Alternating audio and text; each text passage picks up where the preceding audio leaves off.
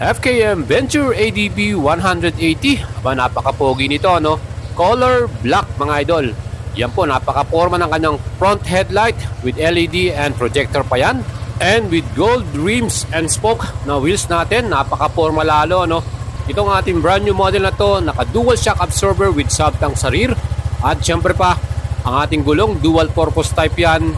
CST tires, may safety features tayo na dual channel anti-lock braking system at naka-traction control na rin. Very spacious ang kanyang luggage compartment, kasi ang full face helmet dyan. Plus with keyless system, with anti-theft alarm, naka-backlight din ang ating mga switches and button, and meron tayong USB charger. Napaka-forma nito, no? With built-in front camera at 7-inch TFT display. Ba mga idol, sulit na sulit itong ating brand new model na ADB 180.